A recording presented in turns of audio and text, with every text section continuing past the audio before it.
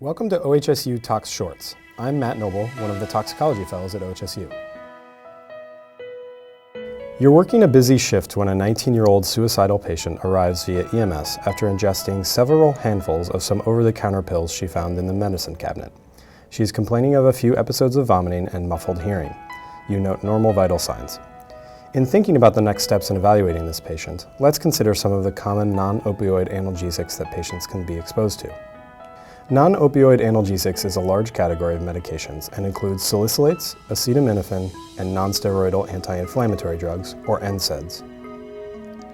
Salicylates, such as acetyl salicylic acid, ASA, or aspirin, are a very old class of xenobiotics and share with NSAIDs a combination of analgesic, anti-inflammatory, and antipyretic properties, primarily through their inhibition of the enzyme cyclooxygenase, or COX.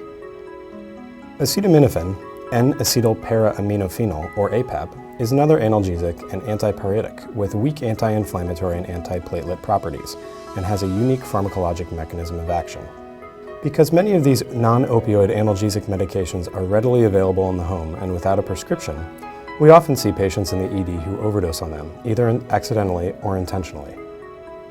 The general approach to patients who present after potentially toxic ingestion of any of the non-opioid analgesic medications is to check both aspirin and acetaminophen serum concentrations, to evaluate for acidosis with a venous blood gas or metabolic panel, and to consider administering activated charcoal. To simplify, remember these three A's: ASA, APAP, acidosis, and activated charcoal. Let's explore some of the subtleties of the pathophysiology, presentation, and management of each of these three classes of medications. We will start with salicylates, then discuss acetaminophen, and finish with NSAIDs, such as ibuprofen. In the first 6 hours of a significant aspirin overdose, the patient will present with rapid, deep breathing. It is very important to measure an accurate respiratory rate. This early central respiratory alkalosis phase reflects aspirin's stimulation of the respiratory center of the brainstem, which leads to hyperventilation, both increased respiratory rate and increased tidal volume, and therefore a decreased PCO2 and increased serum pH. Over the next 12 hours or so, the patient will then develop a compensatory renal acidosis as the kidneys attempt to get rid of bicarb and losing potassium in the process. The respiratory rate and tidal volume remain high at this point, but the serum pH may normalize as the patient blows off their CO2. Historically, there is approximately a 5% mortality associated with patients presenting in this phase of toxicity. At about 18 hours, the patient begins to develop a metabolic acidosis with elevated lactate due to aspirin's uncoupling of oxidative phosphorylation. He or she continues to have a high respiratory rate, but now develops an acidosis with a low pH and low PCO2. Mortality is about 15% for patients presenting in this phase. The final phase of acute severe aspirin toxicity starts at about 24 hours post-ingestion, when the patient begins to fatigue, the respiratory rate decreases, and he or she develops a combination metabolic and respiratory acidosis. This results in a rising PCO2 because the patient no longer has the capacity to compensate for their metabolic acidosis with respiratory compensation. The pH continues to decrease, but PCO2 begins to rise, which further contributes to worsening acidemia. This patient has a 75% mortality rate and needs aggressive care. So let's talk about management for aspirin toxicity. Most patients will present to the emergency department in phases 1 or 2. During phase 1, you have a patient with tachypnea, perhaps some tinnitus or muffled hearing, and normal mental status. Check a serum aspirin concentration, a venous blood gas, and a metabolic panel. Many toxicologists recommend starting a sodium bicarb drip if the patient describes an aspirin overdose and has tachypnea or tinnitus. To do this, add 3 amps of bicarbonate and 40 milliequivalents potassium chloride to a bag of D5W and run it at twice the maintenance rate. The target serum pH is 7.55. Paying close attention to the units, as some labs will differ in their serum concentration results. If the patient's aspirin concentration is over 30 milligrams per deciliter, continue the bicarb and potassium drip and admit the patient. It is important to think for a minute about the pathophysiology here. You are giving the patient bicarbonate to alkalize their urine, which traps the ionic form of aspirin in the urine, allowing it to be renally excreted. Keeping the patient's potassium above 4 milliequivalents per liter is imperative, because failing to do so will prevent the patient from being able to produce alkaline urine. In other words, if the patient's renal system is attempting to retain potassium to correct hypokalemia, he or she will excrete protons into the urine in exchange for this potassium, and thus will thwart your attempts at alkalizing the urine. Okay, back to management. If the patient has normal mental status, activated charcoal should be given. In fact, because aspirin can readily form concretions and bezoars in overdose, most toxicologists will recommend multi-dose activated charcoal for aspirin concentrations over 30 milligrams per deciliter, which is best dosed at 50 grams, or 1 gram per kilogram in children, of charcoal every 4 hours for 4 doses. For a patient in phase 2, 3, or 4 aspirin toxicity, more aggressive therapy is needed. If the patient has already developed an acidemia and has a pH less than 7.4, push 2 amps of bicarbonate and then start your bicarbonate potassium drip. Ask your inpatient colleagues to check aspirin concentrations every 2 hours until they are declining. Consult nephrology early and for any aspirin concentration over 80 milligrams per deciliter so they can be involved in decision making for the patient. Many toxicologists and nephrologists will strongly consider dialysis at an aspirin concentration over 80 milligrams per deciliter, and will definitely favor dialysis in a patient with an aspirin concentration of 100 milligrams per deciliter, or if the patient is demonstrating volume overload, pulmonary edema, cerebral edema, altered mental status, or persistent severe acidosis despite optimal bicarb therapy. Because functional kidneys are required for the patient to detoxify aspirin, renal failure should prompt a lower dialysis threshold. Patients with altered mental status may be suffering from neuroglycopenia or CNS hypoglycemia, even if their serum glucose is normal, because the transport of glucose into the brain takes energy, and because aspirin disrupts ATP production by interfering with oxidative phosphorylation. So, for any patient with aspirin toxicity exhibiting altered mental status and a serum glucose less than 300, you should administer IV dextrose. Intubation requires special handling in aspirin-toxic patients. Remember, their tachypnea provides a respiratory alkalosis that keeps their pH high, and decreasing their inherent elevated respiratory rate, such as during intubation, may worsen the acidemia, even after very brief episodes of apnea. Additionally, as the serum pH drops, such as during this worsened acidemia, aspirin concentrations increase within the CNS, which leads to even greater toxicity. Intubation should therefore be performed only if absolutely necessary. For example, if the patient truly has failure to protect their airway or failure to oxygenate.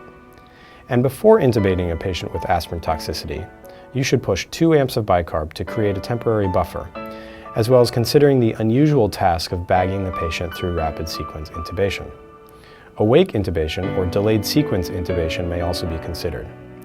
Before intubating a patient for altered mental status, remember to push 2 amps of D50 and check for a response, since their altered mental status may simply reflect neuroglycopenia. Next, we'll talk about acetaminophen.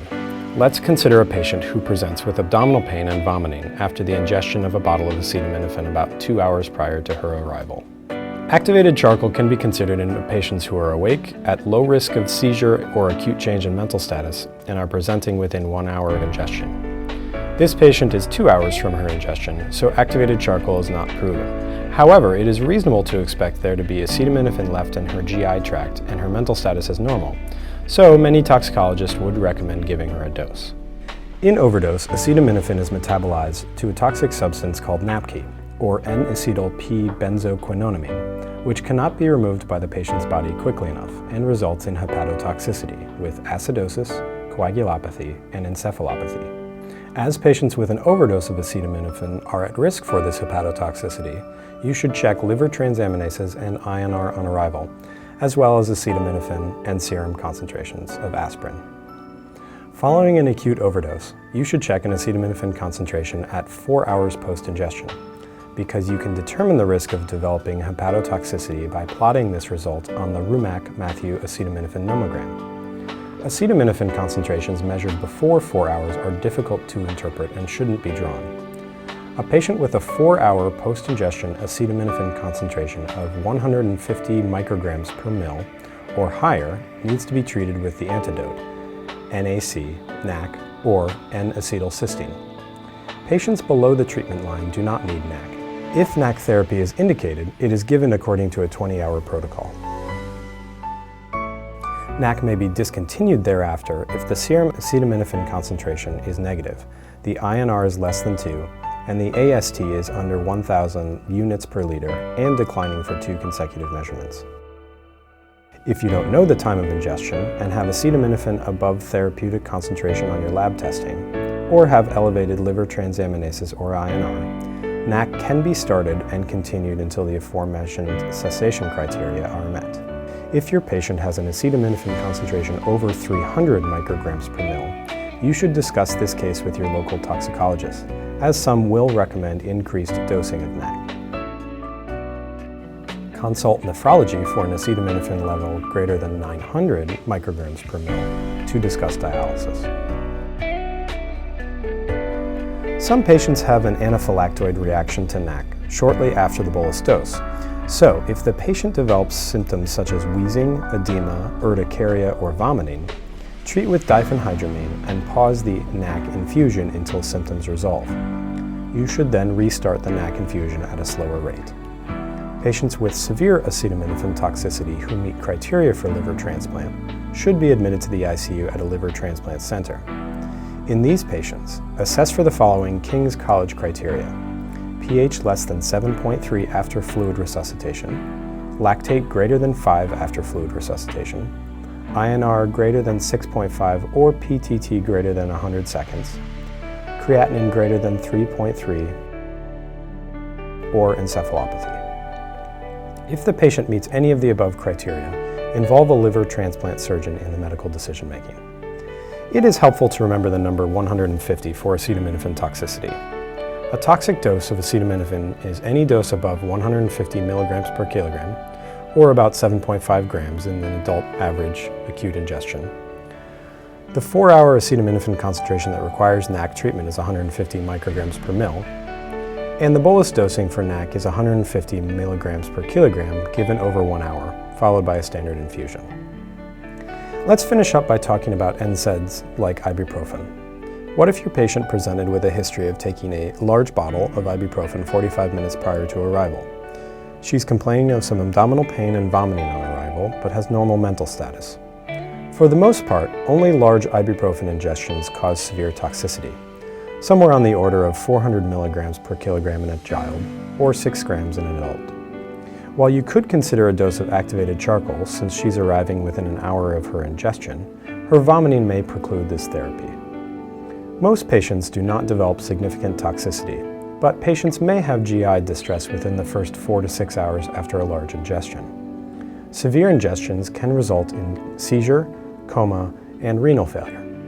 Rarely, patients develop a metabolic acidosis from the presence of an acidic metabolite produced by ibuprofen. A patient who is asymptomatic at 6 hours after a small ingestion is very unlikely to develop this severe toxicity. However, a patient with GI symptoms, or those reporting a large ingestion, should be assessed with a metabolic panel and a venous blood gas. The patient should be managed with fluid resuscitation and antiemetics.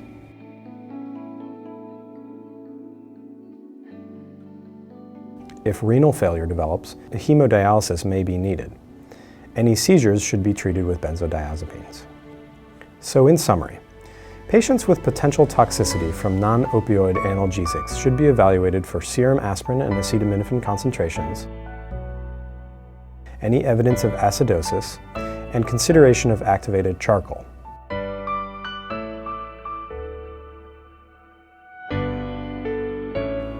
Aspirin toxicity should be assessed with serial aspirin concentrations and aggressively treated with bicarbonate and potassium, as well as multi-dose activated charcoal as tolerated. Admit the patient with an aspirin concentration over 30 milligrams per deciliter so that they can be assessed with serial aspirin concentrations. Talk to a nephrologist if the patient has an aspirin concentration over 80 milligrams per deciliter or if it is increasing, because dialysis may be needed during the patient's course.